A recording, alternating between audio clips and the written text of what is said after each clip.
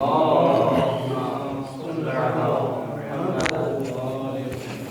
باللہ من الشیطان الرجیم بسم اللہ الرحمن الرحیم وبہ نستعین وہو خیر ناصر و معین اللہم صلی علی محمد۔ بحث ہماری ہے علامات الحقیقت والمجاز۔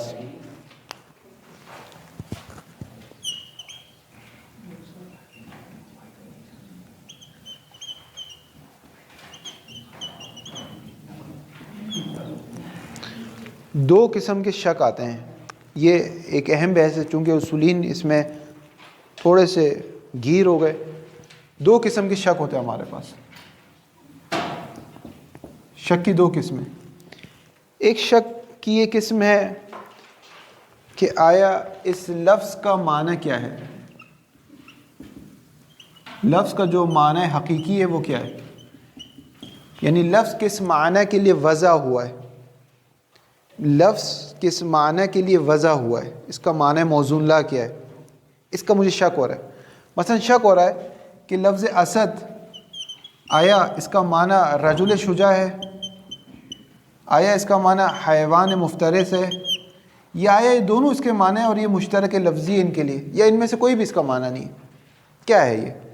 ایک لفظ کا معنی موزون لا میں شک ہوتا ہے مجھے، کیسے معلوم چلیں کہ اسد تو اس میں بھی الاستعمال و عام ہو من ان یکون المجاز والحقیقت، استعمال سب ہوتے ہیں، مجاز بھی استعمال ہو رہا ہے، حقیقت بھی استعمال ہو رہا ہے، لیکن اسد کو جب میں نے دیکھا تو رجل شجاع میں بھی استعمال ہو رہا ہے، حیوان مفترس میں بھی استعمال ہو رہا ہے، تو استعمال تو ہو رہا ہے، لیکن ان دونوں میں سے حقیقی معنی کس کے لیے؟ آیا دونوں کے لیے حقیقی ہے، آیا دونوں کے لیے مجازی ہے، یا ایک کے لیے حقیقی ہے ایک کے لیے مجازی ہے؟ تو وہ ایک حقیقی کون سا معنی ان میں سے، اس کی پہچان کیسے ہوگی؟ معنی حقیقی اور معنی مجازی کی پہچان کیسے ہوگی؟ اچھا، یہ پہچان کرنا کیوں ضروری ہے؟ اس وجہ سے ضروری ہے کہ معنی مجازی ہمیشہ قرینہ چاہتا ہے، اگر آپ بغیر قرینے کے الفاظ کو ادا کریں گے تو وہ ہمیشہ معنی حقیقی کی طرف جائے گا، مگر یہ کہ ایک قرینہ آئے گا، وہ قرینہ صارفہ کہتے ہیں کہ وہ قرینہ اس کو پھیر دے گا، صرف کر دے گا، پھیر دے گا کس میں؟ معنی مجازی کی طرف۔ مثلا آپ کہتے ہیں رأیت اسدن، اب فرض کریں کہ اسد اگر حیوان مفترس کے لیے وضع ہوا ہے، فرض کریں تو رأیت اسدن سے مراد ہوگا میں نے جنگل کا شیر دیکھا، لیکن میں یہ نہیں کہنا چاہ رہا جنگل کا شیر دیکھا، بلکہ میں کہنا چاہ رہا ہوں میں نے ایک مرد شجاع دیکھا۔ تو اب اس کے لیے ضروری ہے کہ میں ایک قرینہ لاؤں تاکہ وہ اس لفظ کو اپنے حقیقی معنی سے پھیر کر مجازی معنی کی طرف لے جائے، ضروری ہے میں ایک قرینہ لاؤں۔ مثلا مجھے کہنا پڑے گا فی المدرسہ، تاکہ مدرسہ ایک قرینہ بن جائے کہ جس سے آپ کو یہ سمجھ میں ہے کہ لفظ اسد اپنے حقیقی معنی میں استعمال نہیں ہوا، ورنہ اصل یہ کہ جب بھی لفظ کو چھوڑ دیا جائے گا تو وہ اسی معنی کی طرف جائے گا جو اس کا حقیقی معنی ہے اور جس معنی کے لیے وہ وضع ہوا ہے، کیونکہ ان کے درمیان حکم کیا گیا ہے، لفظ اور معنی میں جو حکم کیا گیا ہے وہ اس کے معنی کی طرف حکم کیا گیا ہے جو معنی حقیقی ہے، یہ تو معنی مجازی کی طرف تو حکم نہیں کیا گیا، یہ تو ایک مناسبت کی وجہ سے جو معنی حقیقی سے رکھتا ہے اور عرف اس مناسبت کو قبول بھی کرتا ہے، ذوق سلیم جو ایک انسان کا ذوق ہوتا ہے، تو اس وجہ سے معنی مجازی میں استعمال ہو رہی ہے۔ یہ ساری بحثیں جو گزر گئی واضح نہیں آتا۔ بس ایک شک یہ ہوتا ہے کہ ہمیں یہ سمجھ میں نہیں آتا کہ لفظ کا معنی حقیقی کون سا ہے اور معنی مجازی کون سا ہے۔ اس وقت جو بحث آتی ہے اصول میں وہ بحث ہے علامت الحقیقت والمجاز کے نام سے، علامات الحقیقت والمجاز کے نام سے۔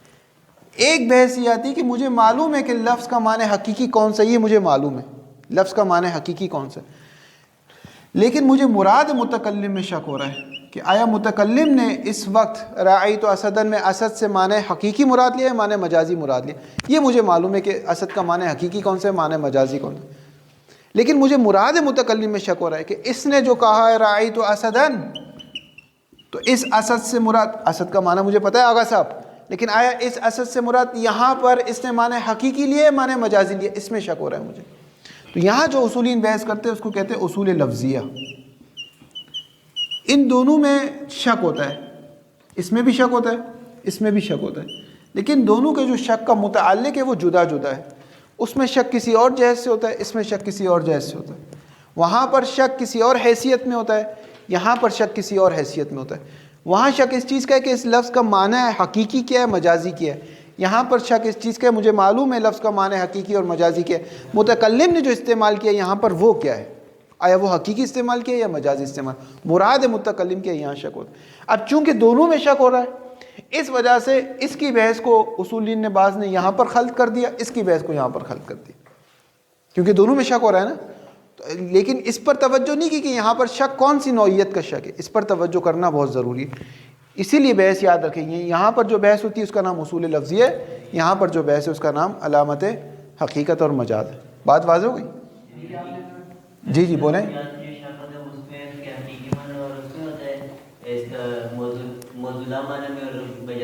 کہاں پر؟ یہاں پر جی اس میں شک ہوتا ہے، ہاں مجازی کیا ہے، جبکہ دونوں میں استعمال ہوا ہوا ہے، ٹھیک ہے۔ ہاں یہ بھی بحث ہو رہی ہے۔ مثال طور پہ ایک لفظ ہے عین، اب عین کے مختلف معنی ہیں، ٹھیک ہے، آئے مختلف معنوں میں استعمال ہوا، عین جاسوسی کے معنوں میں بھی استعمال ہوا، عین آنکھ میں کے معنی میں بھی استعمال ہوا، مثلا 70 معنی، عین چشمے کے معنوں میں بھی استعمال ہوا، عین اور بھی معنوں میں استعمال ہوا ہے، ٹھیک ہے۔ لیکن آیا ان سب معنوں میں سب میں حقیقی استعمال ہوا ہے یا سب میں مجازی استعمال ہوا ہے یا بعض میں حقیقی استعمال ہوا ہے بعض میں مجازی استعمال ہوا ہے؟ یہ کیسے معلوم چلے گا؟ اس کا معیار کیا ہے؟ کیسے پتہ چلے گا؟ اگر کوئی کہے نہیں سب میں حقیقی استعمال ہوا ہے تو کیسے کہہ رہا ہے؟ اگر کوئی کہہ رہا ہے سب میں مجازی استعمال ہو رہا ہے تو کس دلیل پر کہہ رہا ہے؟ اگر کہہ رہا ہے بعض میں حقیقی ہے بعض میں مجازی ہے تو کس ملاک اور کس معیار پہ یہ بات کہہ رہا ہے؟ یہ بحث جو بتاتی ہے اس بحث کو کہتے ہیں علامات الحقیقت والمجاز۔ واضح ہوگی بات؟ واضح ہوگی تو ایک صلوات پڑھیں۔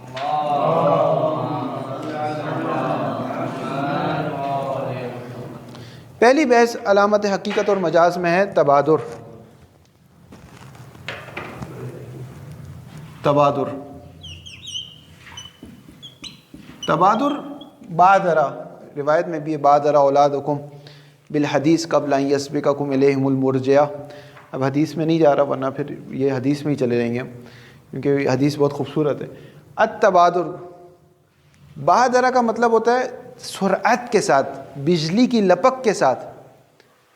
تبادر یعنی اگر لفظ کو تمام قرائن سے کینچی کر دو، خود لفظ کو چھوڑ دو، تو وہ لپک کر جو معنی سب سے پہلے ذہن میں آئے گا وہ اس کا حقیقی معنی ہے، اور جس معنی کے لیے قرینے کی ضرورت پڑتی ہے اس کا مجازی معنی ہے۔ اس کو کہتے ہیں تبادر۔ تبادر دیکھیں، لفظ دال ہے، لفظ سے انسان کس کی طرف چلے جاتا ہے؟ معنی کی طرف چلے جاتا ہے۔ یہ لفظ سے جو معنی کی طرف انسان جا رہا ہے تو اس کی کوئی وجہ ہونی چاہیے، کوئی علت ہونی چاہیے، کوئی سبب ہونا چاہیے، اور اس کے سبب میں بتایا بھائی 3 سبب ہو سکتے تھے۔ یا تو سبب ذاتی ہو سکتا ہے، جیسے آگ کی حرارت اور آگ میں جو نسبت ہے، کہتے ہیں نا یہ نسبت تو نہیں ہے آگ اور حرارت والی، کیونکہ آگ اور حرارت کی جو نسبت ہے وہ ذاتی ہے، جبکہ یہاں جو لفظ اور معنی کے درمیان جو نسبت ہے وہ ذاتی نہیں وضعی۔ اگر ذاتی ہوتا تو کسی بھی زبانوں کو سیکھنے کی ضرورت نہیں پڑتی، کسی بھی زبان کو سیکھنے کی ضرورت نہیں پڑتی۔ تو یہ تو بحث جو گزر گئی، اس لیے تیزی سے میں جا رہا ہوں۔ تو لفظ سے جو معنی کی طرف انسان کا ذہن منتقل ہو رہا ہے تو کسی علت اور سبب کی وجہ سے ہو رہا ہے، ورنہ انسان کا ذہن بلا وجہ تو منتقل نہیں ہوتا کسی کی چیز کی طرف۔ بس لفظ سے جو معنی کی طرف منتقل ہو رہا ہے اس کا کوئی سبب ہے، اور سبب کیا ہے اس کا؟ سبب اس کا ہے وضع کرنا، یعنی لفظ کو ایک معنی کے لیے وضع کرنا، حکم کرنا لفظ کا ایک معنی کی طرف۔ اب جب انسان ایک معاشرے میں بڑھتا ہے، پلتا ہے، پھولتا ہے، آگے بڑھتا ہے، نشو و نما پاتا ہے، تو اس معاشرے میں جو بھی الفاظ استعمال کر رہے ہوتے ہیں لوگ، وہ اس الفاظ اس کے ذہن میں ہوتے ہیں، اس کے معنی اس کے ذہن میں ہوتے ہیں، ٹھیک ہے۔ بس جب لفظ سے مختلف معنی اس کے ذہن میں آتے ہیں، مثلا لفظ اسد کہہ دیں تو اس کے ذہن میں حیوان مفترس بھی آتا ہے، رجل شجاع بھی آتا ہے، کیونکہ وہ دیکھ رہے ہیں معاشرے میں اسد شیر استعمال کرتے ہیں، جنگل کے شیر کے لیے بھی شیر استعمال کرتے ہیں، بہادر شخص کے لیے بھی شیر استعمال کرتے ہیں۔ لیکن اب وہ دقیقاً جاننا چاہتا ہے کہ اس میں سے حقیقی معنی کون سا ہے، مجازی معنی کون سا ہے، جاننا چاہتا ہے۔ تو اس کو کہتے ہیں کہ اب آپ اپنے ذہن میں تمام قرائن کو نکال کر خود لفظ اسد کو اپنے ذہن میں پھینکیں، خود لفظ شیر آپ کے ذہن میں، تو شیر کس معنی میں آپ کے ذہن میں آتا ہے؟ تو کہتے فوراً حیوان مفترس میں جنگل کا جو شیر ہے اس کو شیر کہتے ہیں. اگر کسی مرد کو آپ شیر کہنا چاہتے ہیں تو اس کو قرینے کی ضرورت پڑتی ہے, اس کو کسی ایک عنایت خاص کی ضرورت پڑتی ہے, ایک قرینہ خارجیہ کی ضرورت پڑتی ہے. اگر وہ قرینہ نہ ہو تو کبھی بھی ہمارے ذہن میں شیر سے مراد مرد شجاع نہیں آتا, بلکہ شیر سے مراد جنگل کا شیر آتا ہے. ٹھیک ہے, اس پورے پروسیس کو کہتے ہیں تبادر. تبادر یعنی لفظ لپک کر ذہن میں جس معنی کے لیے آ جائے, جس معنی کے لیے لپک کر ذہن میں وہ لفظ کا جو معنی لپک کر آپ کے ذہن میں آ جائے تمام قرائن سے نکل کر, تو وہ جو اس کا معنی ہے وہ معنی حقیقی ہے, اور جو دوسرا معنی ہے وہ معنی مجازی ہے. یہ تو اس وقت آئے گا جب ہمارے سامنے بہت سارے معنی ہوں, پر اگر ہم ایسا واضح سوچیں اس بات کو تو اس وقت کوئی بھی معنی ذہن میں ہے نہیں, تو تبادل کا تو خیال ہی پیدا نہیں ہوتا. یہ بحث ابھی دوسرے مرحلے پر, وضع کی تو بحث ختم ہو گئی, یہاں وضع کی بحث ختم ہو گئی. فرض کریں کہ روایات میں الفاظ آئے ہیں, ٹھیک ہے, روایت میں الفاظ آئے, مثلا اقیم الصلاۃ. صلاۃ کے دو معنی ہیں, ایک معنی دعا ہے, ایک معنی نماز ہے. تو آیا شارع مجھ سے چاہتا ہے میں دعا پڑھوں یا نماز پڑھوں, کیا کروں؟ ٹھیک ہے, یہ اسی طرح الفاظ شریعت میں, قرآن میں, روایت میں الفاظ ہیں جس کا حقیقی معنی بھی ہے اور مجازی معنی بھی ہے. مثال طور پہ شارع آپ کو کہتا ہے کہ کل سب جو ہے نا وہ اسد کو دیکھ کر آئیں گے, شیر کو دیکھ کر آئیں گے, اسد کو دیکھ کر آئیں گے, یعنی علیکم بالاسد, آپ کے لیے ضروری ہے کل آپ اسد کو دیکھ کر آئیں. تو اب آپ جنگل کے شیر کو دیکھیں گے یا رجل شجاع کو دیکھیں گے, کس کو دیکھیں گے؟ لفظ جب بھی استعمال ہوگا تو معنی حقیقی کو آپ یہاں پر جاننا چاہتے ہیں کہ اس کا معنی حقیقی کیا ہے. آپ یہ جاننا چاہتے ہیں کہ شاعر نے جو لفظ اسد کہا ہے تو میں جاننا چاہتا ہوں اس کا معنی حقیقی کیا ہے. آیا یہ دونوں معنی حقیقی ہے؟ کیونکہ وصف تو ہو گئی, لغت آ گئی ہے, اس کے مرحلے کے بعد کی بات ہے. اچھا, یہ بھی اس شخص کی بات ہے جو لغت کو جانتا ہے. مثلا عربی, ایک شخص عربی کو نہیں جانتا تو اس کے لیے کبھی بھی تبادر حاصل نہیں ہوگا, اس کے لیے تبادر کا دوسرا طریقہ ہے. یہ اس شخص کی, مثلا اگر مجھے ایک لفظ چین چائنیز کا ایک لفظ دے دیا جائے, کہتے ہیں آغا صاحب دیکھو تبادر کس کا آ رہا ہے, میں کہوں کوئی تبادر نہیں آ رہا. کیوں تبادر؟ مجھے میرے ذہن میں دونوں کوئی بھی معنی نہیں ہے اس کا. تو جو لغت کو جانتا ہے اس کے لیے کہا جا رہا ہے. مثلا اردو کا کوئی لفظ ہے, آئیے اس کا حقیقی معنی ہے یا مجازی معنی ہے؟ ٹھیک ہے, مثلا طور پہ گلاب ہے, گلاب کا ایک معنی یہ ہے کہ جو پھول ہے, ایک معنی یہ کہ کسی خوبصورت, مثال طور پہ کسی کو کہا جاتا ہے. ٹھیک ہے, آپ لوگ ہنس رہے جیسے آپ لوگوں کو سب معلوم ہے.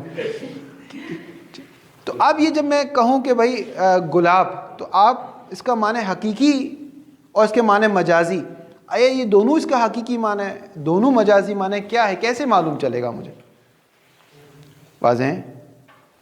اس کے لیے تبادر ہے کہ بھائی آپ الفاظ کو قرائن سے کینچی کر دیں اور اس کے بعد دیکھیں آپ کے ذہن میں کون سا معنی لپک کر آتا ہے, وہ معنی حقیقی ہے اور دوسرا معنی مجازی ہے. تو یہاں پر ایک اشکال ہوتا ہے, اور وہ اشکال یہ ہوتا ہے کہ آغا صاحب تبادر بھی تو بلا وجہ نہیں آتا نا ہمارے پاس, تبادر کی بھی تو کوئی وجہ ہونی چاہیے. اور تبادر کی وجہ کیا ہے کہ آپ پہلے سے اس معنی کو جانتے تھے, پہلے سے آپ کو جانتے تھے. بس تبادر کے ذریعے سے مجھے کیا حاصل ہوتا ہے؟ علم بالوضع حاصل ہوتا ہے. علم بالوضع یعنی معنی حقیقی, کیونکہ معنی حقیقی کے لیے ہمیشہ وضع کیا جاتا ہے, معنی مجازی کے لیے تو وضع نہیں کیا جاتا. پس تبادر کے نتیجے میں مجھے کیا حاصل ہوتا ہے؟ علم بالوضع. یہ ہمارا دعویٰ تھا, ادعا تھا کہ تبادر کے نتیجے میں ہمیں علم بالوضع حاصل ہوتا ہے. اشکال کرنے والا اشکال کرتا ہے کہ ٹھیک ہے آپ کی بات صحیح, تبادر کے نتیجے میں علم بالوضع آتا ہے, لیکن تبادر کیوں آتا ہے؟ تبادر کے آنے کی بھی تو کوئی وجہ ہوگی نا. ایسے آپ کو جب میں نے چائنیز کا لفظ کہا تو آپ کے ذہن میں نہیں آتا, رشین لفظ کو آپ کے ذہن میں نہیں آتا, فرینچ لفظ کو آپ کے ذہن میں نہیں آتا, لیکن جب اردو, فارسی, عربی کہہ دوں تو آپ کے ذہن میں آ جاتا ہے. بس تبادر بھی کسی وجہ سے حاصل ہوتا ہے, سب کو حاصل نہیں ہوتا. اور وہ وجہ کیا ہے تبادر کی؟ وہ وجہ ہے کہ آپ کے ذہن میں پہلے سے علم بالوضع موجود ہے, آپ کے ذہن میں پہلے سے علم بالوضع موجود ہے. تو کہتے ہیں یہ تو دور ہو گیا, کیونکہ تبادر موقوف ہے علم بالوضع پر, یعنی تبادر سے پہلے ضروری ہے علم بالوضع ہو. اور تبادر سے بھی ہمیں حاصل ہوتا ہے علم بالوضع, یعنی آپ کہتے ہیں کہ تبادر کے بعد علم بالوضع ہوتا ہے, اور اس علم بالوضع کے لیے ضروری ہے کہ یہ والا علم بالوضع ہو. اگر یہ والا علم بالوضع ہوگا تو یہ علم بالوضع ہوگا. اس علم بالوضع کے لیے ضروری ہے کہ یہ موقوف ہے اس پر, یہ موقوف ہے اس پر, یہ ہو گیا دور. دوبارہ کر لیں اس کو، ٹھیک ہے. میں ایک لفظ کہتا ہوں عین، یا ایک لفظ کہتا ہوں اسد. آپ کے ذہن میں تمام قرائن سے ہٹ کے آپ کے ذہن میں کیا آ گیا؟ اسد کا معنی شیر آ گیا. بس اسد کا کیا معنی ہے؟ حیوان مفترس، شیر. یہ آپ کہتے ہیں تبادر ہے، کہ مجھے تبادر کے ذریعے سے کیا مل گیا؟ علم حقیقی مل گیا، علم بالوزن مل گیا. اب اشکال کرنے والا اشکال کرتا ہے کہ آگا تبادر سے بھی پہلے کسی چیز کی ضرورت تھی یا نہیں تھی؟ یہی جا کے کسی چینی کو کہہ دو اسد تو اس کو کچھ سمجھ میں آئے گا؟ نہیں آئے گا. کسی جیپنیز کو جا کے کہہ دو اسد، اس کو کچھ سمجھ میں آئے گا؟ نہیں آئے گا. بس آپ کو سمجھ میں آ رہا ہے، اسے سمجھ میں نہیں آ رہا. اس کا مطلب آپ کے ذہن میں کوئی چیز پہلے سے موجود ہے، جبھی تو آپ کو سمجھ میں آ رہا ہے. اور وہ کیا چیز موجود ہے؟ وہی علم بالوزن ہی تو موجود ہے. آپ پہلے سے جانتے ہیں اس کے علم بالوزن کو، اسی وجہ سے آپ کو تبادر آ رہا ہے. بس یہ جو علم بالوزن ہے، یہاں تک پہنچنے کے لیے ضروری ہے کہ کیا ہو؟ یہ ہو. اور ایک طرف آپ کہتے ہیں کہ یہ علم بالوزن کو جاننے کے لیے یعنی یہاں سے یہاں تک کا سفر کرنا ہے، یہاں سے یہاں تک، یہ گھومتے جائے گا، یہ دور ہو جائے گا. اس کا جواب دیتے آگے مظفر کہ دور نہیں یہاں پر. کیوں؟ کیونکہ کہتے ہیں تبادر جو موقوف ہے نا، وہ علم بالوضع اجمالی اور ارتکازی پر موقوف ہے. اور اس تبادر کے پروسیس کے بعد علم بالوضع تفصیلی حاصل ہو جاتا ہے. بس تفصیلی اور اجمالی اور ارتکازی کا فرق ہے. کیونکہ جب میں کسی ماحول میں پلتا ہوں بڑھتا ہوں تو میرے ذہن میں الفاظ تو ہیں، استعمال ہو رہے ہیں، معاشرے میں تو ہیں، لیکن دقیقاً میں نہیں جانتا کہ کون سا لفظ حقیقی ہے، کون سا لفظ مجازی ہے. یہ نہیں جانتا. یہ سارے الفاظ میرے ذہن میں موجود ہیں. لفظ اسد کے سارے معنی میرے ذہن میں موجود ہیں، کیونکہ میں پلا بڑا ہوں عربی معاشرے میں. لیکن یہ نہیں پتہ کہ اس میں سے کون سا حقیقی ہے، کون سا مجازی ہے. تبادر کہتے ہیں یہ جو سارے معنی آپ کے ذہن میں ہے نا، اس میں سے قرائن کو کینچی کرتے ہیں. اب قرائن کو کینچی کر کے دیکھیں لپک کر کون سا معنی آتا ہے. جو معنی لپک کر ذہن میں آ رہے ہیں وہ سارے حقیقی معنی ہیں، جو معنی کسی قرینے کے محتاج ہے وہ مجازی معنی ہے. بس تبادر ایک ایسا ٹول ہے، ایک ایسا آلہ ہے کہ جس کے ذریعے سے وہ بتاتا ہے آپ کے ذہن میں جو ارتکازی معنی پہلے سے موجود تھے اس میں سے کون سا معنی حقیقی ہے، کون سا مجازی ہے. بس تبادر کے آنے کے بعد ہمیں جو ہمارے ذہن میں پہلے سے معنی تھے اس میں تفصیلی طور پہ پتہ چل جاتا ہے اچھا یہ حقیقی تھا، یہ مجازی تھا. تبادر سے پہلے بھی معنی تھے لیکن میں انگلی رکھ کے نہیں کہہ سکتا تھا کون سا حقیقی ہے کون سا مجازی. ہاں معنی تھے، ارتکازی طور پر میرے ذہن میں سارے معنی تھے. تبادر کے بعد اس معنی کے اندر اب میں انگلی رکھ کے کہہ سکتا ہوں کہ یہ حقیقی اور یہ مجازی. حل ہو گیا؟ واضح ہو گیا؟ واضح ہو گیا؟ درود پڑھ دیں.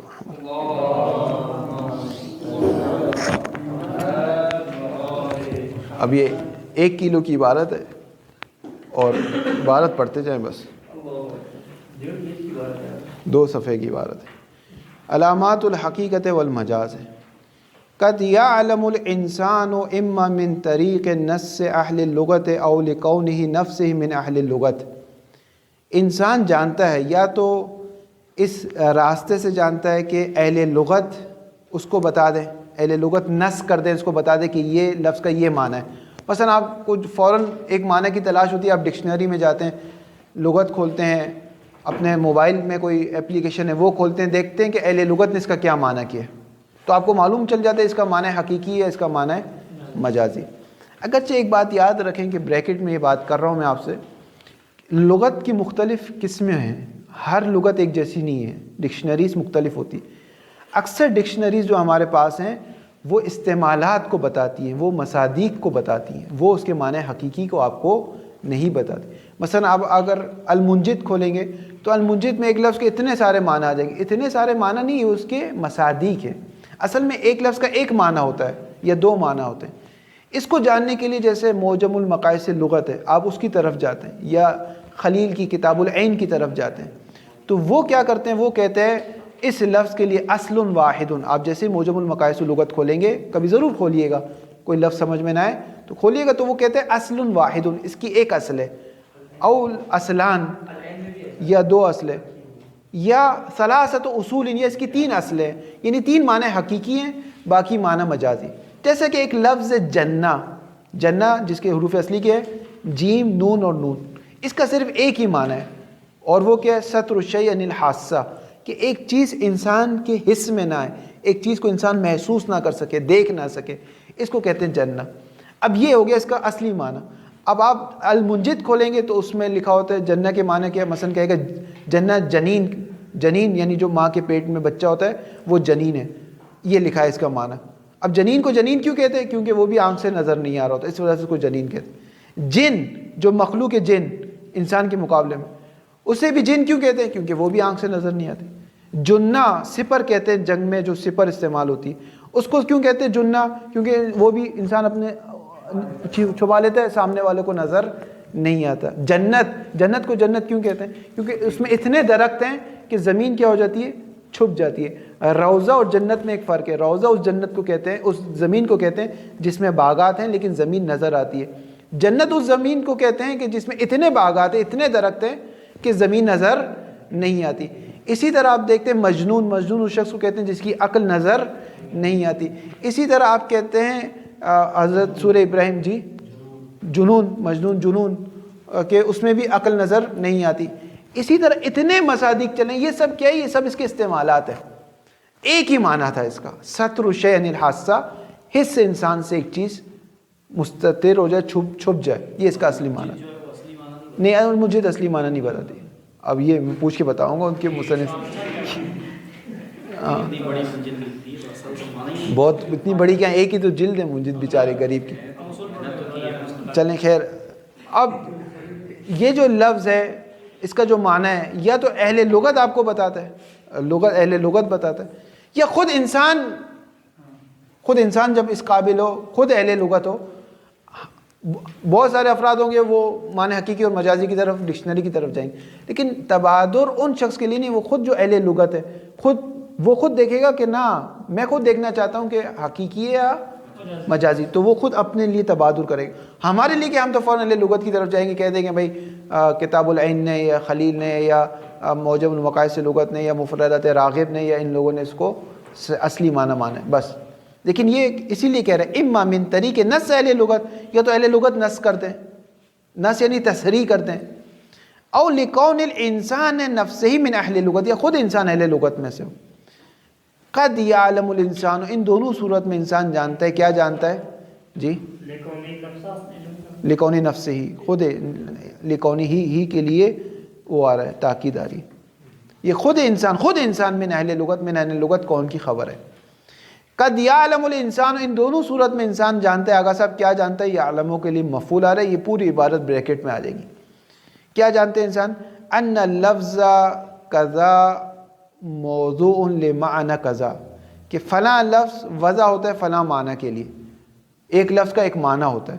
ولا کلام لأحد فی ذلک، اس میں تو کوئی بحث و جھگڑا نہیں۔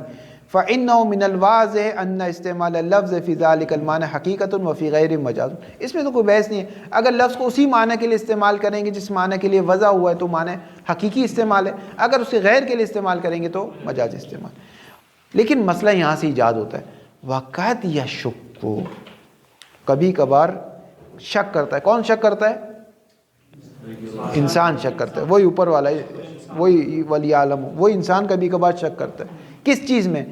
فی وضع لفظ مخصوص لمعنی مخصوص، کہ آیا لفظ اسد وضع ہوا ایک معنی مخصوص حیوان مفترس یا رجل شجاع کے لیے وضع ہوا ہے، یا وضع نہیں ہوا فقط استعمال ہو رہا ہے؟ اس میں شک ہو جاتا ہے، اس میں شک ہو جاتا ہے کہ میں بچپن سے استعمال کر رہا ہوں، شجاع آدمی کو شیر کہہ رہا ہوں، تو یہ شیر کہنا اس رجل شجاع کے لیے آیا حقیقی ہے یا مجازی؟ اس میں اس کو شک ہو جاتا ہے۔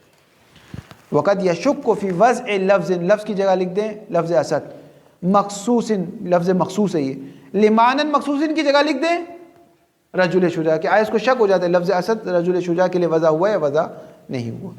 فلا يعلم ان استعماله فيه هل كان على سبيل الحقيقة فلا يحتاج الى نسب قرينة عليه او على سبيل المجاز فيحتاج الى نسب القرينة، وہ فا کی وجہ سے، فا سببیت ہے۔ فلا يعلم، پس یہ نہیں جانتا، کون نہیں جانتا؟ انسان نہیں جانتا، آقا صاحب انسان کیا نہیں جانتا؟ ان استعمالہ، کہ استعمال کرنا کس کو استعمال کرنا؟ لفظ کو استعمال کرنا، فی ہے کس میں؟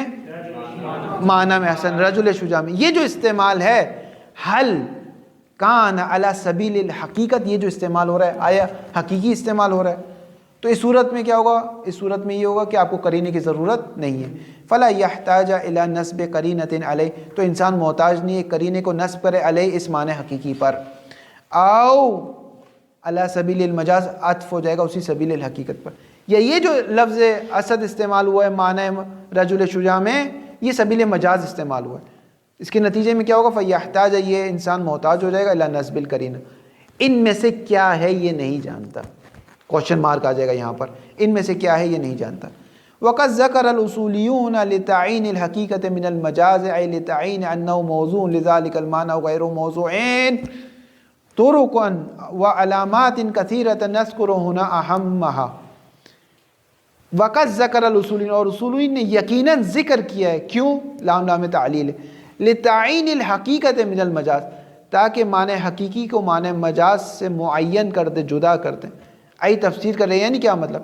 ای لتعین، معین کر کے بتا دے، انہ، یہ جو لفظ ہے، موضوع لذالک المعنی، آیا اس معنی کے لیے وضع ہوا ہے، او غیر موضوع لذالک المعنی، یا اس معنی کے لیے وضع نہیں ہوا ہے، فقط مجاز تھا، قرینہ لاؤ.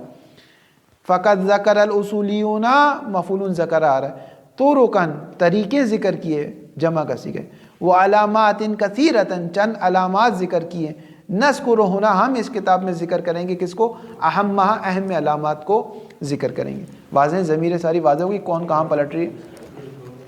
جب میں ترجمہ کرتا ہوں تو اس میں ساری ضمیریں پلٹاتا ہوں. علامت الاولی التبادر، پہلی علامت کی علامت الاولی التبادر، و مبتدا خبر ہے، پہلی علامت تبادر ہے. دلالت کل لفظ علی ای معنی لا بد لها من سبب، والسبب لا يخلو فرضه عن احد امور ثلاثه المناسبات ذاتیت وقت عرفت بطلانها او القت الوضعیت او القرینۃ الحالیت او المقالیت. یہاں پر جملہ ختم ہو رہا ہے. ہر لفظ کی دلالت کسی بھی معنی پر ہو، لفظ جب بھی معنی پر دلالت کرتا ہے، لابد لہا من سبب، تو اس دلالت کے لیے، لہا یعنی دلالت، اس دلالت کے لیے کوئی وجہ اور سبب ہونا چاہیے، علت ہونی چاہیے. وَالسَّبَبُ لَا يَخْلُو فَرْضُ، لفظ معنی پر دلالت کر رہا ہے، اس دلالت کا سبب ہونا چاہیے. یہ سبب خالی نہیں ہے، اس کا سبب کا فرض خالی نہیں ہے. عن احد امور ثلاثۃ، تین میں سے کوئی ایک وجہ ہو سکتی ہے. یا تو المناسبت ذاتیت، جس طرح سورج روشنی پہ دلالت کرتا ہے، آگ حرارت پہ دلالت کرتی ہے، اسی طرح لفظ معنی پر دلالت کرتے، کہتے ہیں نا یہ تو نہیں ہے. وقت عرفت بطلانہ، اس مناسبت ذاتیہ کے بطلان کو آپ نے جان لیا. او القت الوضعیہ، یا تعلق وضعی ہوتا ہے، آیا تعلق وضعی ہوتا ہے ان کے درمیان.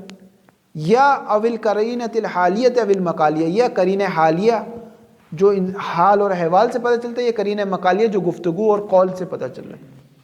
مثال کے طور پر ایک بار میں کہتا ہوں رأیت اسدًا فی المدرسہ، یہ فی المدرسہ قرینہ کون سا ہو جائے گا؟ مقالیہ ہو جائے گا، اپنے قول میں لا رہا ہوں. ایک بار میں آپ سے کہہ رہا ہوں، گفتگو کر رہا ہوں کہ مثلا ایک جنگ ہوئی ہے، مثلا اس جنگ کے بارے میں گفتگو کر رہا ہوں کہ ایران نے جو جنگ کی ہے، داعش کو مار بھگایا، اور پھر میں کہتا ہوں وہ اسد تھا، مثلا شہید سلیمانی اسد تھے. اب یہاں پر کوئی قرینہ نہیں لایا، قرینہ مقالیہ نہیں لایا، لیکن شہید سلیمانی کا بھی نام نہ لیں کہ آپ کہیں قرینہ مقالیہ ہو رہا ہے. کوئی بھی ایسی چیز جس پہ حال اور احوال وضعیت دلالت کرے اس چیز پر کہ یہ ایک شخص کی بات کر رہا ہے، جنگل کے شعر کی بات نہیں کر رہا، تو وہ بھی قرینہ ہو رہا ہے. بس لفظ جو معنی پر دلالت کر رہا ہے، یا تو ذاتی دلالت ہے، اس کو تو ہم نے ختم کر دیا، یا جو اس کی دلالت ہے وضعی ہے کہ اس کو باقی رکھا ہے، یا قرینہ ہے تو اس کو بھی باقی رکھا. قرینے کی دلالت پڑتی ہے مجاز کو، وضعی کو حقیقت ہے، وضعی حقیقت ہے، القہ وضعی حقیقت ہے.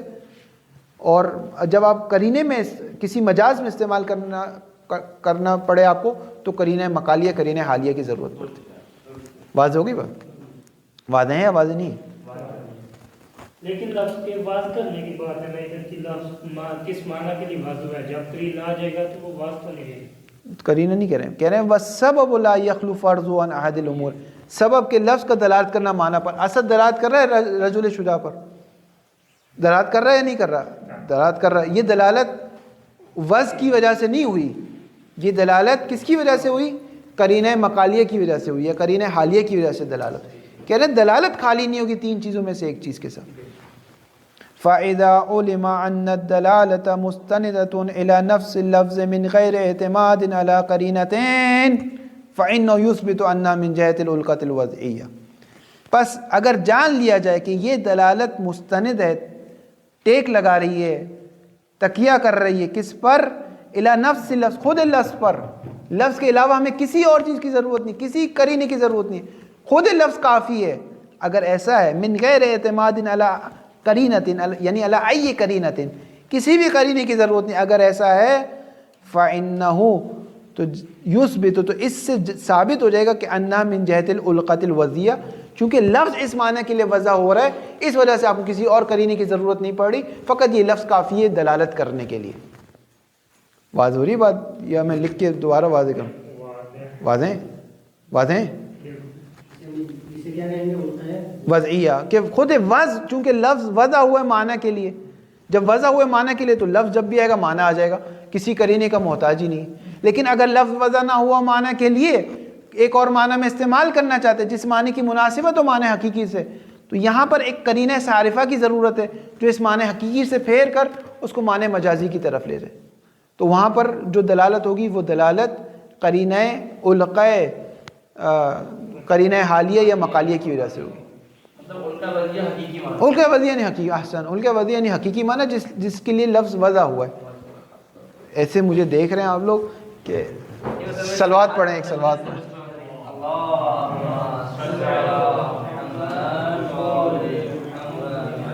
ایک لفظ اسد، خدا بھلا کرے اس اسد کا، اگر یہ نہ ہوتا تو ہم کیا کرتے اصول. اس کے دو معنی ہیں، دو معنی پہ دلالت کر رہا ہے. مثلا رعیت اسدن میں دلالت کر رہا ہے شیر پر، رعیت اسدن فی المدرسہ میں یہ دلالت کر رہا ہے، اس کی بھی دو شکلیں ہوں گی، ایک حالیہ ایک مقالیہ. اس کو بھی چھوڑ دیں. رعیت اسدن فی المدرسہ میں دلالت کر رہا ہے کس پر؟ رجل شجاع پر. کہہ رہے ہیں یہ لفظ کا دلالت کرنا، لفظ کا دلالت کرنا معنی پر، معنی پر، اس کی کوئی وجہ ہوگی نا، اس کی کوئی وجہ ہوگی. کیونکہ اگر فلسفی زبان میں کہوں تو چونکہ ممکن الوجود ہے اور ہر ممکن ایک علت چاہتا ہے، تو یہ لفظ جو دلالت کر رہا ہے معنی پر، اس کی کوئی وجہ ہوگی، اس کی کوئی علت ہوگی. وہ علت کیا ہے؟ کہتے ہیں وہ علت القا ہے، تعلق ہے، تعلق ذاتیہ ہے. یعنی خود ذات لفظ دلالت، جس طرح ذات آگ دلالت کرتا ہے حرارت پر، ذات سورج دلالت کرتا ہے روشنی پر، ذات عدد دو دلالت کرتا ہے زوجیت پر، اسی طرح ذات لفظ دلالت کر رہا ہے اس پر.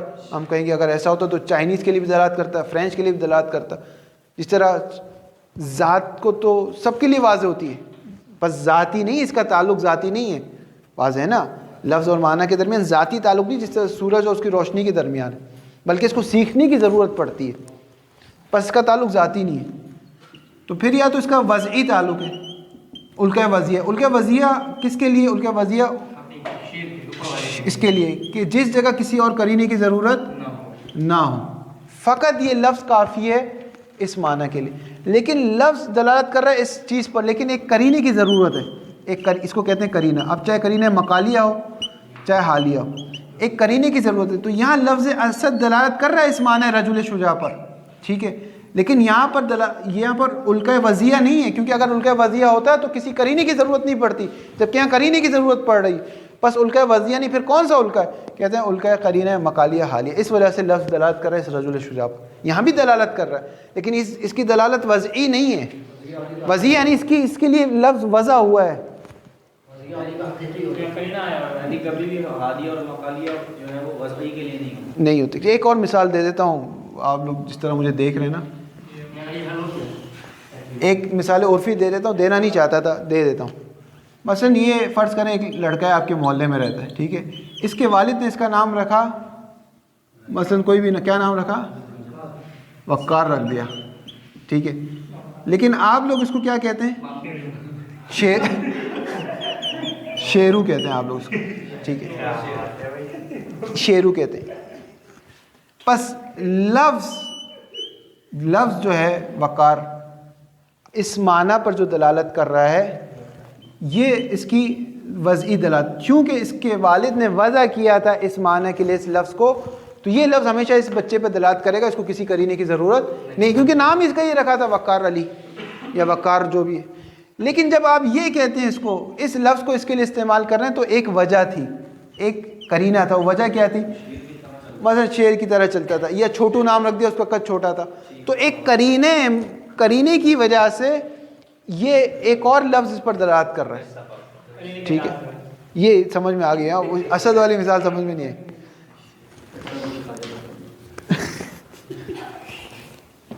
واضح ہے؟ واضح نہیں ہے؟ کہاں عبارت کہاں پہنچ گئی؟ فَإِنَّهُ، فا جو ہے نا جواب اذا ہے، فَإِذَا عُلِمَ یہ فَإِنَّهُ، پس شان یہ کہ یثبت ان، یہ جو دلالت ہے من جہت الالقۃ الوضعیہ، کیونکہ کسی اور قرینے کی ضرورت نہیں۔ وَهَذَا هُوَ الْمُرَادُ بِقَوْلِهِمْ، یہ اصولین کا قول کا مراد ہے، التبادر علامت الحقیقت ہے، والمقصود من کلمت تبادر یہ ہے، ہوا انسباق المعنی، انسباق یعنی لپک کر آنا، سبقت کر جانا، ہوا انسباق المعنی من نفس اللفظ، خود لفظ سے جو معنی سبقت کر جائے، اس حال میں کہ مجردن عن کل قرینۃ، ہر قرینے سے جب خالی ہو، ہر قرائن سے جب خالی ہو، تو خود لفظ سے جو معنی سبقت کر کے ذہن میں آ جائے، اس کو کہتے ہیں تبادر۔ وقد یعترض علی ذالک، اس پر اعتراض کیا جاتا ہے، ذالک کا اشارہ تبادر کی طرف جا رہا ہے، کس چیز کے ذریعے سے؟ باب ہے مفسرہ ہے، اس چیز کے ذریعے سے اعتراض کیا جا رہا ہے، بِأَنَّ التَّبَادُرَ لَا بُدَّ لَهُ مِن سَبَبٍ، آغا صاحب تبادر کے لیے بھی تو کوئی وجہ ہوگی نا، خامخوائی میں تو تبادر نہیں ہو رہا، تبادر کی بھی وجہ ہوگی۔ وَلَيْسَ هُوَ إِلَّا الْعِلْمَ بِالْوَضْعِ، اور تبادر کی کوئی وجہ نہیں مگر یہ کہ آپ کو پہلے سے اس علم بالوضع ہے، لِأَنَّ مِنَ الْوَاضِحِ، کیونکہ واضح کہ أَنَّ الْإِنْسِبَاقَ لَا يَحْصُلُ مِنَ اللَّفْظِ إِلَى مَعْنَهُ، یہ جو انسباق حاصل نہیں ہوتا لفظ سے معنی کی طرف، جو انسباق حاصل نہیں ہوتا فی ای لغت، کسی بھی لغت میں چلے جائے، کس کے لیے حاصل نہیں ہوتا؟ لا یحصل لغیر العالم بتلک اللغت، فرینچ کے سامنے آپ عربی بولیں گے اس کو کچھ سمجھ نہیں آئے گا، جیپنیز کے سامنے آپ چینی بولیں گے اس کو کچھ سمجھ میں نہیں آئے گا۔ بس یہ جو انسباق آتا ہے، آپ کہتے ہیں مجھے ہاں سمجھ میں آ رہا ہے، تو اس کا مطلب پہلے سے آپ کے ذہن میں علم بالوضع موجود تھا، پہلے سے آپ کے ذہن میں معنی موجود تھے، تو تبادر سے آپ نے کون سا تیر مار لیا؟ وہ تو پہلے سے آپ کے ذہن میں موجود تھے۔ بس تبادر نے کیا کیا؟ تبادر نے تو کچھ بھی نہیں کیا، پہلے سے آپ کے ذہن میں معنی موجود تھے، تو آپ ہمارے ساتھ کھیل کھیل رہے ہیں۔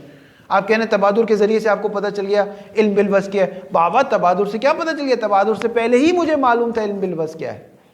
بات ہو رہی ہے، اشکال بات ہو رہی ہے۔ ان الانسباق لا یحصل من لفظ الى معنی، لفظ الى المعنی کی طرف انسباق حاصل نہیں ہوتا فی ایت اللغت، کسی بھی لغت میں چلے جائے، کس کے لیے؟ لغیر العالم بتلک اللغت، پس ضروری کہ عالم ہو۔ فیتوقف تبادر علی العلم بالوصف، پس تبادر موقوف ہے کیا؟ تبادر سے پہلے علم بالوصف ہونا چاہیے۔ فلو ارادنا اثبات الحقیقت، اگر ہم ایک حقیقت کو ثابت کرنا چاہتے ہیں کہ بھائی لفظ اسد کا حقیقی معنی کیا ہے، وعطف تفسیر، یعنی کیا مطلب؟ یعنی یہ کہ وتحصیل العلم بالوصف، کہ ہم علم بالوصف کو حاصل کرنا چاہتے ہیں، کس کے ذریعے سے؟ بسبب تبادر کے ذریعے سے۔ اگر یہ کرنا چاہیں گے لازم الدور المحال، تو دور لازم آئے گا۔ کیوں آغا صاحب کہہ رہے ہیں فلا یعقلو، یہاں پر فائے تعلیلیہ یعنی تعلیل بتا رہے، کیوں فلا یعقلو؟ کیونکہ معقول نہیں ہے، لہذا اس بنا پر، تبادر کی بنا پر معقول نہیں۔ کیا معقول نہیں؟ یعقل کے لیے نائب فاعل آ رہا ہے۔ ان یکون التبادر علامتا للحقیقت، کہ تبادر آپ کہیں علامت ہے کس کے لیے؟ حقیقت کے لیے، یعنی حقیقت کو، حقیقی معنی حقیقی کو آپ کو پتہ ہے، آپ کہیں کہ تبادر علامت ہے حقیقت کے لیے، اس حال میں کہ یستفاد منہ علم بالوصف، کہ اس تبادر سے علم بالوصف کا استفادہ ہوتا ہے، تبادر کے بعد آپ علم بالوصف تک پہنچ جاتے ہیں۔ یہ معقول نہیں، کیوں معقول نہیں ہے؟ اس وجہ سے بل مفروض انہ مستفاد من علم بالوصف، کہ تبادر اسی وقت حاصل ہوگا جب علم بالوصف ہوگا، تو پہلے سے علم بالوصف ہوگا، پھر تبادر ہوگا، پھر علم بالوصف ہوگا، تو تبادر سے آپ نے کیا اکھاڑ لیا؟ تبادر سے کیا فائدہ ہوا آپ کو؟ کوئی فائدہ نہیں ہوا۔ پہلے سے علم بالوصف تھا، آپ کہتے ہیں نہیں علم بالوصف نہیں تھا، تو تبادر کر کے دکھاؤ، جاؤ چائنی کو فارسی بول کے دکھاؤ، کچھ سمجھ میں نہیں آئے گا۔ بس تبادر اسی وقت ہو رہا ہے جب آپ کے پاس علم بالوصف تھا، پھر تبادر ہوا، پھر آپ کہتے ہو علم بالوصف حاصل ہو گیا، تو بابا یہ تو پہلے سے تھا آپ کے پاس۔ واضح ہو گیا؟ اشکال واضح ہو گیا؟ والجواب ان كل فرد من ایت امت يعيش مع لا بد ان يستعمل الالفاظ المتداولة عندها تبعا لها ولا بد ان يرتكز في ذهنه معنى اللفظ ارتكازا يستوجب انسباق ذهنه الى المعنى عند سماع اللفظ۔ واضح ہو گیا؟ یہاں عبارت آگے ختم ہو رہی ہے، اب وہ اب قاری عبد الباسط بن جائیں گے آخر میں۔ تمام سارے قاری مہندی کے مریض تھے، 7 لوگ رکھے ابھی اصول والے میدے کے مریض ہو رہے ہیں.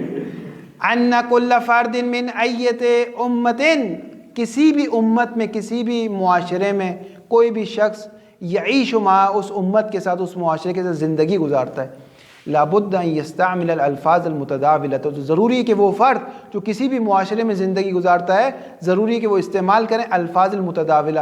متداولہ جیسے دولت ہے، دولت کو دولت کیوں کہتے ہیں؟ کیونکہ ایک ہاتھ سے نکل کے دوسرے ہاتھ میں جاتی ہے، ایک ہاتھ سے نکل کر دوسرے ہاتھ میں جاتی ہے، اس کی وجہ سے اس کو کہتے ہیں دولت. یہ مستقر نہیں ہوتی، گھومتی رہتی ہے. متداولہ جو گھومتے رہتے ہیں، یعنی جو الفاظ معاشرے میں گھومتے رہتے ہیں یہ بھی استعمال کرتا ہے. اسی وجہ سے روایت میں آیا کہ دولت کو دولت رہنے دو. یعنی کیا مطلب دولت کو دولت رہنے دو؟ یعنی دولت کو گھماتے رہو، اپنے ہاتھ میں فکس نہ کر لو. اسی لیے بینک کا ایک نقصان یہ ہوتا ہے کہ وہ آپ کی دولت کو فکس کر لیتے، پیسوں کو فکس کر لیتا ہے. اس سے نقصان یہ ہوتا ہے کہ معاشرے میں جو ریل پھیل ہوتا ہے نا وہ رک جاتا ہے، جس کی وجہ سے کیا ہو جاتا ہے، جس کی وجہ سے ترقی کم ہو جاتی ہے. اگر یہ دولت گھومتی رہے گھومتی رہے گھومتی رہے تو سب کماتے رہیں گے، سب. اب یہ میں $1000 اپنے گھر میں انویسٹ رکھ دوں تو اب یہ کیا ہو گیا، اب اس سے کوئی نتیجہ حاصل نہیں ہو رہا، کوئی فائدہ نہیں ہو. اس وجہ سے اس کو دولت کہنا بھی صحیح نہیں ہے. بہرحال اگر ہو تو آپ دے دیجیے گا ہمیں.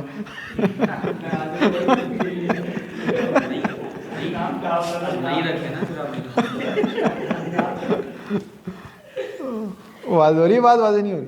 لابد ان یستعمل، کون استعمال کرے گا آغا صاحب؟ کون استعمال کرے گا؟ فائل کون یستعمل؟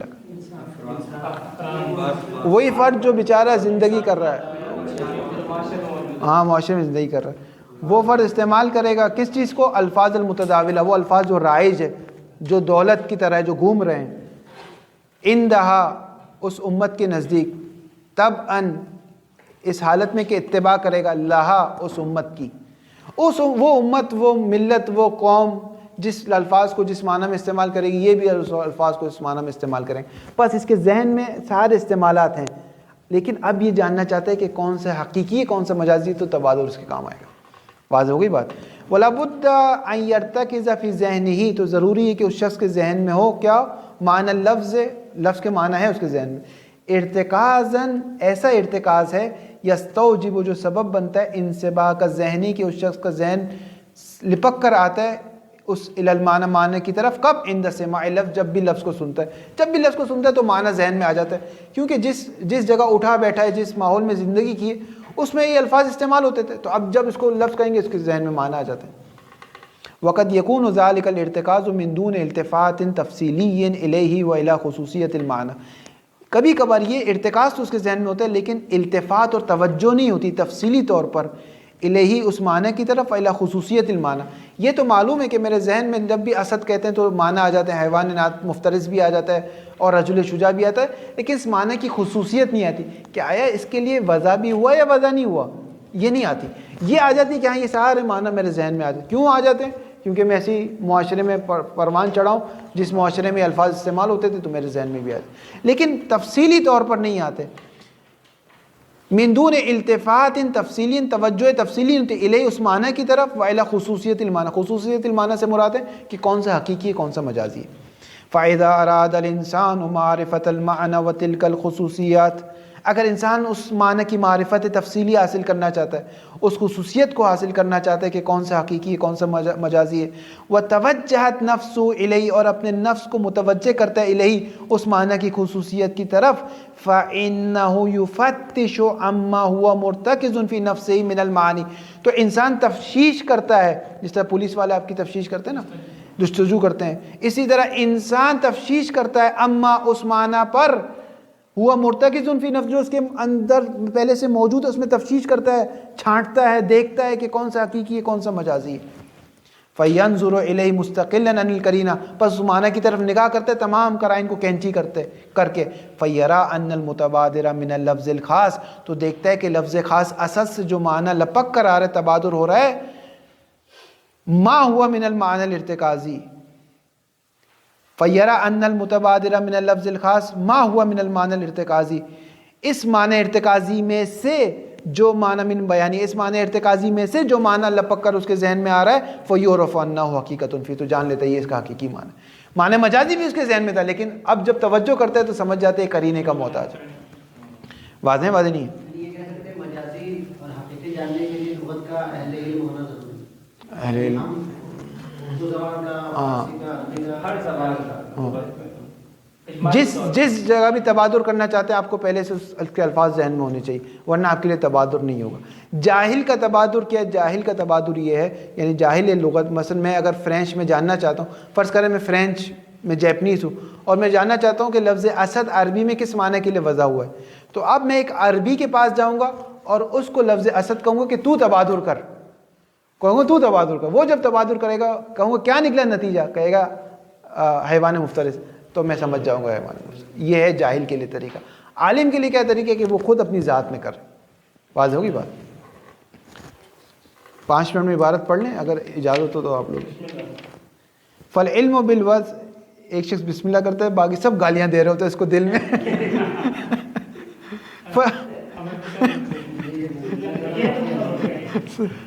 ختم کر دینا۔ ہاں، فالعلم بالوضع، پس علم بالوضع لمعنی خاص بخصوصیت تفصیلیت ہے۔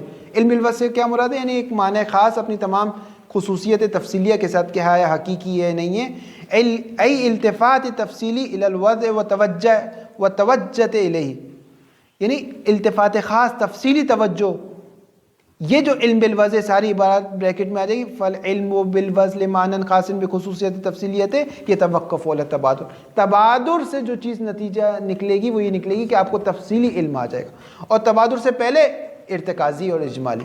والتبادر انما هو موقوف علی العلم الارتکازی، اگر ارتکازی علم نہیں ہوگا تو کبھی بھی تبادر نہیں ہوگا۔ تبادر موقوف ہے علم ارتکازی کے پاس، تبادر کے بعد جو علم آتا ہے وہ علم تفصیلی آ جاتا ہے۔ تبادر خود موقوف علم ارتکازی بے وضع لفظ لمعنوں کے لفظ کا وضع ہونا ایک معنی کی طرف، اس حالت میں کہ غیر الملتفت الیہ، اس پہ ملتفت نہیں تھا، لیکن یہ معلوم تھا کہ اس کے ذہن میں سارے الفاظ کے معنی بکھرے پڑے تھے، موجود تھے۔ اب تبادر ایک ایسا ٹول، ایک ایسا آلہ ہے جس کے ذریعے سے وہ ثابت کرتا ہے کہ کون سا حقیقی کون سا مجاز۔ والحاصل ان هناك علمین، دوبارہ کہہ رہے ہیں 2 علم ہیں، احدهما يتوقف على التبادر، ایک تبادر پر موقوف ہے وہ علم تفصیلی، یعنی تبادر کے بعد حاصل ہوگا، والآخر يتوقف التبادر علیہ، ایک موقوف ہے کہ تبادر اس پر موقوف ہے، یعنی تبادر سے پہلے جو ہونا ضروری ہے وہ علم اجمالی اور ارتکازی ہے۔ حاذ الجواب بالقیاس الى العالم بالوضع، یہ تو اس کا جواب ہے، وہ جواب ہے کہ جو خود اپنی ذات میں تبادر کرتا ہے، لیکن جو جاہل ہوتا ہے وہ تو دوسرے سے جا کے تبادر کرواتا ہے، اس میں تو آپ کو اصلاً اشکال پیش ہی نہیں آئے گا، آپ کا اشکال تخصصاً خارج ہے۔ حاذ الجواب بالقیاس الى العالم بالوضع، اما بالقیاس الى غیر العالم بالوضع، لیکن جو علم بالوضع جیسے چائنیز کو جاننا چاہتا ہے چائنیز کہ عربی میں اس کا معنی حقیقی کیا ہے، فلا يعقل حصول تبادر عنده، تو اس چائنیز اور اس جاہل کے نزدیک کبھی بھی تبادر حاصل نہیں ہوگا۔ یہ ایک فارسی ایک عربی جاننا چاہتا ہے کہ چائنا میں اس کا معنی حقیقی کیا ہے، اس کے لیے کبھی بھی تبادر حاصل نہیں ہوگا۔ لفرض جہلی باللغت، کیونکہ اس کو لغت کا علم ہی نہیں، نام استدراک کر رہے ہیں، ہاں ایک طریقہ ہے، سارے دروازے بند نہیں ہوئے اس کے لیے۔ یکون تبادر امارتن، تبادر اس کے لیے علامت ہے حقیقت پر، کب؟ عندہ اس جاہل کے لیے کب علامت ہے؟ اذا شاہدت تبادر عند اہل لغت، جب وہ دیکھیں کہ اہل لغت کے نزدیک یہ معنی نکلا ہے، تبادر ہو کے نکلا ہے۔ یعنی ان الامارت عندہ تبادر غیرہ، امارات یعنی نشانی اس جاہل کے نزدیک کب ہے؟ تبادر غیر، کہ جب غیر اہل، اس کا جو غیر ہے اہل لغت میں سے جس کا غیر ہے اس کے نزدیک اگر تبادر حاصل ہو گیا تو اس سے اس کو علم ہو گیا کہ ہاں یہ اس کا حقیقی معنی۔ واضح ہے؟ یا ایک مثال دے دوں؟ مثلا اذا، خود دے رہے ہیں آپ، ضرورت نہیں، آپ کہتے ہیں نا واضح، اذا شاہد العجمی، ایک ایرانی، ایک عاجمی، ایک پاکستانی دیکھتا ہے، من اصحاب لغت العربیت ہے، کہ اصحاب لغت عربیہ جو عربی کو جانتے، کیا مشاہدہ کرتا ہے؟ انسباق اذہانہم، کہ ان کا ذہن منسبق ہو جاتا ہے، من لفظ الماء سے، پانی سے، المجرد عن القری، جب پانی کو سارے قرائن سے خالی کیا جائے تو ان کے ذہن میں زمزم کا پانی نہیں آتا، آب فرات نہیں آتا، آب کنویں کا پانی نہیں آتا، بارش کا پانی نہیں آتا، دریا کا پانی نہیں آتا، بلکہ خود پانی آتا ہے، خود پانی جو لکوڈ ہے، جو سائل ہے، جو H2O ہے، وہ خود ہے، وہ پانی آتا ہے۔ تو وہ سمجھ جاتے ہیں کہ پس آب فرات پر جو پانی استعمال ہوتا ہے وہ مجازی استعمال ہوا تھا، آب زمزم کے لیے جو پانی استعمال ہوا تھا وہ مجازی استعمال ہوا تھا، اصل میں پانی کا یہ معنی نہیں ہے۔ پانی کا جو معنی، یہ کون سمجھ رہا ہے؟ چائنیز سمجھ رہا ہے، کب؟ جب وہ دیکھتا ہے کہ عرب کیا سمجھ رہا ہے۔ اذا شاہد العجمی من اصحاب اللغۃ العربیہ، کیا دیکھتا ہے، مشاہدہ کرتا ہے، انسباق اذہان من لفظ الماء المجرد عن القرینہ، انسباق الی متعلق انسباق سے، انسباق ہو جاتا ہے کس کی طرف، الی الجسم السائل البادر بالطبع، وہ جسم جو لکوڈ ہے اور بارد ہے، بالطبع ٹھنڈا ہے، پانی کی جو بارد یعنی ٹھنڈا ہونا، ذاتی خصوصیت ہے کہ وہ گرم نہیں ہے، آگ جیسے ذاتی خصوصیت ہے گرم ہونا، پانی کی ذاتی خصوصیت ہے کہ وہ فلا بد ان يحصل له العلم، لہو اس جاہل کے لیے علم حاصل ہو جاتا ہے، کس چیز کا علم حاصل ہو جاتا ہے، علم حاصل ہو جاتا ہے بان هذا اللفظ، یہ لفظ پانی، موضوع لهذا المعنى، اس معنی ساحل اور بارد کے لیے استعمال ہوا کس کے نزدیک، عندهم عربی کے نزدیک، والے پس اس بنا پر فلا دور ہونا، تو یہاں تو اصلاً دور نہیں ہے، وہاں بھی دور نہیں تھا، وہاں ہم نے علاج کیا دور کا، لیکن یہاں تو علاج کرنے کی بھی ضرورت نہیں ہے، کیونکہ تبادر کوئی اور کر رہا ہے، علم کسی اور کو آ رہا ہے،